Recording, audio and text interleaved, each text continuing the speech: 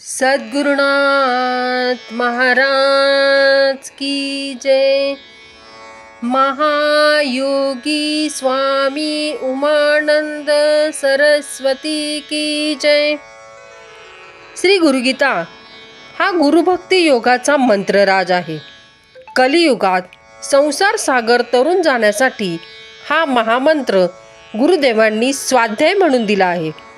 श्री गुरुगीतेतील संस्कृत श्लोकांचा अर्थ महायोगी स्वामी उमानंद सरस्वती यांच्या श्री गुरुगीता अर्थेश्वरी या विवेचनाच्या आधारे आपण क्रमशः जाणून घेत आहोत। आजचा श्लोक आहे 16। काशी क्षेत्रं तन्निवासो जाह्नवी चरणोदकं गुरुर्विश्वेश्वरः साक्षात् तारकं ब्रह्मनिश्चितम्। श्री गुरुचे निवासस्थान काशी क्षेत्र चरणतीर्थ म्हणजेच गंगा। श्री गुरु म्हणजेच प्रत्यक्ष श्री विश्वेश्वर समजावेत। श्री गुरुला मानवाला तारणारे निश्चित ब्रह्मस्वरूपच होत।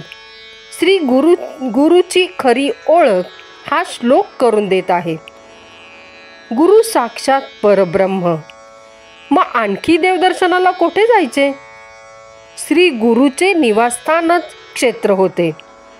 गुरु जेथे राहतो तीच काशी होय। आणखी काशी यात्रेला जाण्याची दगदग करण्याची गुरुभक्ताला जरुरी नाही। केवढा सुलभ उपाय आहे हा। मात्र गुरुविषयींचे ज्ञान व तदनुसार निष्ठा साधकात हवी।